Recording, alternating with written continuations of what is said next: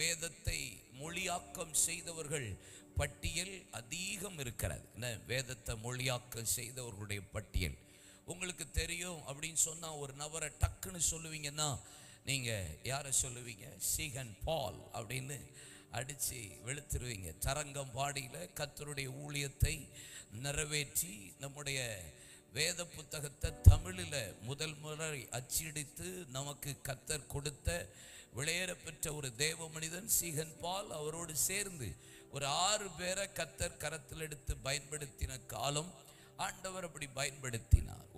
ஒரு வில்லியம் கேரிய இந்தியாவுக்கு கொண்டு வந்து கல்கத்தாவில் அவர் இருந்து இந்தியாவில் இருந்த 40 மொழிகளுக்கு மொழியாக்கம் செய்ய வில்லியம் கேரிய கர்த்தர் பயன்படுத்தினது ஒரு சரித்திரம். ஆனால் முத மொழியாக்கத்தை அந்த காலகட்டத்தில் ஜான் விக்லீஃப் அப்படிங்கிற ஒரு பரிசுத்தவான் மூல பாஷையிலிருந்து ஆங்கில மொழிக்கு பழைய ஏற்பாட்டை மொழியாக்கம் செய்கிறதற்கு ஜான் விக்லீஃப் என்கிற ஒரு தேவ மனிதனை தேவன் கடந்த காலகட்டங்களில் நூற்றாண்டுகளில் தேவன் பயன்படுத்தினார். அதற்கு பின்பாக ஜெரோம் என்கிற ஒரு பரிசுத்தவானை கரத்தில் எடுத்து பயன்படுத்தி அவர் மூலியமாக அந்த மூல பாஷையிலிருந்து இங்கிலீஷ் பைபிளுக்கு அவங்களை டிரான்ஸ்லேட் பண்ண கர்த்தர் பயன்படுத்தினார். ஆனால் புதிய ஏற்பாட்டை அவங்க தொட முடியலை.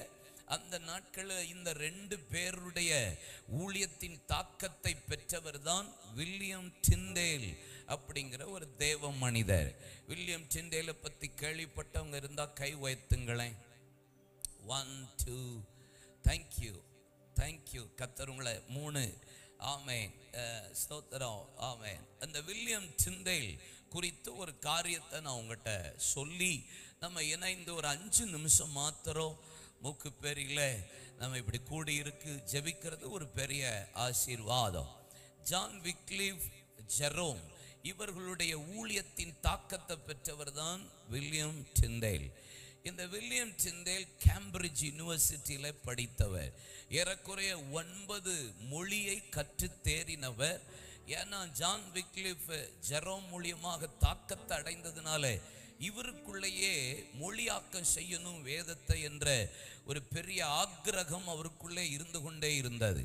அதனால அவர் அதற்கான படிப்புகளை படிக்க ஆரம்பித்தார்.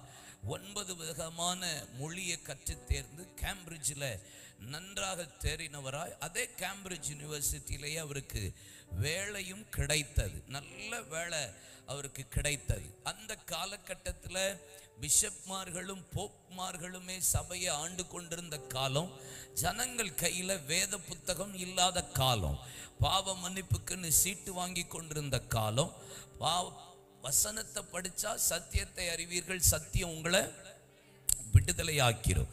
அதனால ஜனங்கள் கையில் வேத புஸ்தகத்தை கொடுக்காத அளவுக்கு அவங்க அந்த காலகட்டத்தில் பார்த்துக்கிட்டாங்க. இப்போ வரைக்கும் பேயும்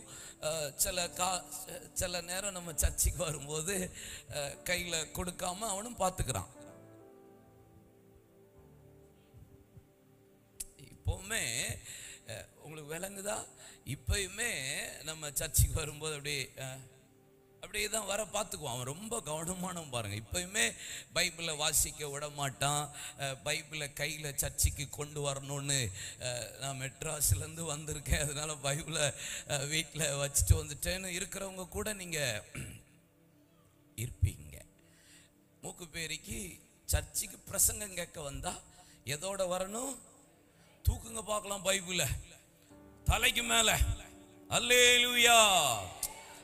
அப்ப அந்த பைபிள் கொண்டு வர வைக்கிறது, நோட்ஸ் எடுக்காம விடுறது, பைபிளை வாசிக்காம விடுறது, அது அவன் பிசாசுனுடைய பெரிய தந்திரம். அவன் அப்பல இருந்தே வேலை பார்த்துட்டே தான் இருப்பான் எப்படியாவது. அந்த காலகட்டம் ஜனங்கள் கையில வேத புத்தகத்தை கையில கொடுக்க விடாதபடிக்கு அந்த காலம் போப்போமார்களும் பிஷப்மார்களும் இருந்த காலகட்டம்.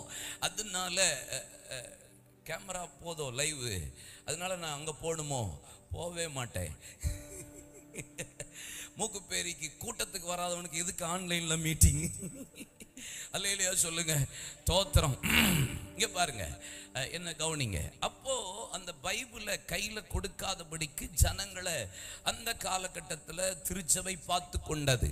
அதனால திருச்சபையின் போதகர்கள், போப்மார்களும் பிஷப்மார்களும் என்ன சொல்லுகிறார்களோ அதுதான் அன்னைக்கு வேத வாக்கியமா இருந்தது. அதனால ஜனங்களும் அப்படியே கேட்டு கேட்டு மண்டைய ஆட்டிக்கிட்டு இருந்த காலம் அந்த காலம். அதனால அதுல ஒரு ரெஃபர்மேஷன் வர வேண்டும் என்பதற்காக வில்லியம் டிண்டேல் மொழியாக்கம் செய்யும்படி போப்பாண்டவரிடத்துல போய், பிஷப்மார்களிடத்துல போய் பேசின போது அவர்கள் அதற்கு தடை செய்தார்கள். தடை செய்தது நிமித்தம் எப்படியாவது டிரான்ஸ்லேட் பண்ணணுமே என்று சொல்லுகிறதற்கு இங்க தடைன்னு சொல்லி ஜெர்மனிக்கு புறப்பட்டு போனார் வில்லியம் டிண்டேல். ஜெர்மனில போய் பிரயாசப்பட்டார். ஜெர்மனிலையும் அவருக்கு மிகப்பெரிய எதிர்ப்பு உண்டானது. அந்த நாட்களில் ஹென்றி எய்த் என்கிற ஒரு சக்கரவர்த்தி, அவன் ஒரு ரோம சக்கரவர்த்தியா இருந்தான். ரோம அரசாங்கம் மிகவும் கொடூரமான அரசாங்கம் என்பது உங்களுக்கு தெரியும். இயேசுவின் சிலுவை மரணம், பாடுகள், கடந்த 40 நாள் 47 நாள் நம்ம எப்படி தியானிச்சோன்னு உங்களுக்கு தெரியும். அந்த ரோம அரசாங்கத்தின் மிகப்பெரிய தண்டனை தான் சிலுவை மரண தண்டனை. அந்த காலத்தில் ஹென்றி எய்த் இருந்ததுனால அவரும் அதை தடை பண்ணும்படியாக அவரை நிராகரித்தார். ஹென்றி எய்த்திட்ட அநேக பெட்டிஷன் போனது நிமித்தம் அவர் விசாரிக்க ஏவப்பட்டபடியா வந்தாங்க. அவரை விசாரித்தாங்க. மொழியாக்க செய்ய வேண்டும் என்று சொன்னபோது அதற்கு அவர் எந்த உத்தரவும் கொடுக்காம தண்டனையை பிறப்பித்தார் ஹென்றி எய்த் வில்லியம் டிண்டேலுக்கு. என்ன தண்டனைன்னா 1.5 வருஷ சிறைச்சாலை தண்டனை என்று சொல்லி அவர் தண்டனையை விதித்தார். 1.5 வருஷம். அதனால வில்லியம் டிண்டேல 1.5 வருஷம் ஜெயில தூக்கி போடுங்கடா அப்படின்னு அனுப்பி விட்டாங்க.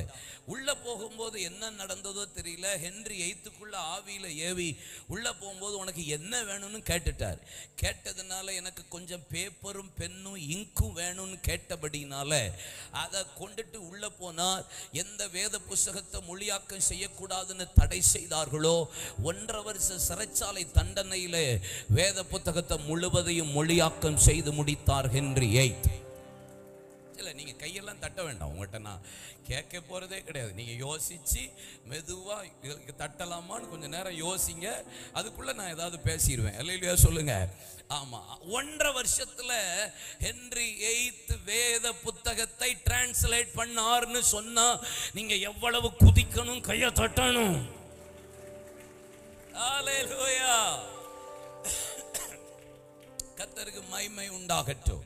இத டிரான்ஸ்லேட் பண்ணது நம்ம எடுங்க என்ன எடுங்க. சரி, நம்ம போஸை கொடுத்துக்கலாம்ல. எடுக்கிறீங்கன்னா இப்போ போஸ் கொடுத்துட்டு அதுக்கப்புறம் நம்ம பிரசங்கம் பண்ண போலாம்ல. கர்த்தருக்கு மகிமை உண்டாக. சரி, ரைட். கர்த்தருக்கு ஸ்தோத்திரம். அவர் அதை டிரான்ஸ்லேட் பண்ணி முடிச்சார். டிரான்ஸ்லேட் பண்ணி முடிச்சதுனால இப்ப என்ன நடந்தது, இது ஹென்றி எய்த்துக்கு தெரிய வந்ததுனால ஹென்றி எய்த் ஒரு தண்டனையை மீண்டும் பிறப்பித்தார். அதுதான் மரண தண்டனை. அந்த வில்லியம் டிண்டேலுக்கு ஒரு மரண தண்டனை விதிக்கப்பட்டது. எப்படிப்பட்ட மரண தண்டனைன்னா, ஆமா, 2 கையையும் பின்னாடி கட்டி காலை கட்டி அவரை சுத்தி மரக்கட்டைகளை வைத்து மண்ணெண்ணெய் ஊற்றி எரித்து உயிரோடு எரிக்கிறதற்கு தண்டனை பிறப்பிக்கப்பட்டது. கழுத்துல கத்திய போன்ற ஒரு கயரை வச்சு அதை வெட்டுறதுக்கு அளவுக்கு அந்த காரியங்கள் இருந்தது. அவர் அந்த டைம்ல அதை நெருப்ப ஊற்றி எரிக்கிற அந்த தருவாயில அவர் வந்து ஜெபித்த ஒரு ஸ்மால் பிரேயர்னு ஒன்று இருக்கு பார்த்தீங்களா, அதைத்தான் நான் உங்கள்கிட்ட சொல்ல விரும்புறேன். Small prayer. கட்டை எரிந்து தீ எரிந்து கொண்டிருக்க, கழுத்து அறுபட்டு வெட்டுப்பட்டு கொண்டே இருக்கும் போது ஹென்றி வில்லியம் டிண்டேல் சத்தம் போட்டு பரலோகத்தை பார்த்து ஒரு ஜெபம் பண்ணினார். தேவனே, எங்கள் ராஜாக்களின் கண்களை திறந்தருளுவீராக. தேவனே, எங்கள் ராஜாக்களின் கண்களை திறந்தருளுவீராக. அவர் சொல்லி ஜெபித்து கழுத்து வெட்டப்பட்டது. சரீரம் கரிக்கட்டையாய் கருகி அங்கேயே வில்லியம் டிண்டேல் கர்த்தருக்குள்ளே இரத்த சாட்சியாய் மரித்தார். நடந்தது என்ன தெரியுமா? எந்த ஹென்றி எய்த் அவருடைய வேத புத்தகத்துக்கு தடை செய்தாரோ அதே ஹென்றி எய்த் அடுத்த 3 மாதத்துல, only 3 months, 3 மாதத்துல அவருடைய வேத புத்தகத்தை அவரே அச்சிட்டு அவரே வெளியிட கர்த்தர் அவரை பயன்படுத்தி அடுத்த ஒரு 60 ஆண்டு கழித்து தான் நமக்கு அநேக ராஜாக்களை கர்த்தர் எழுப்பி கொடுத்தது தான் கிங்ஸ் ஜேம்ஸ் வெர்ஷன்.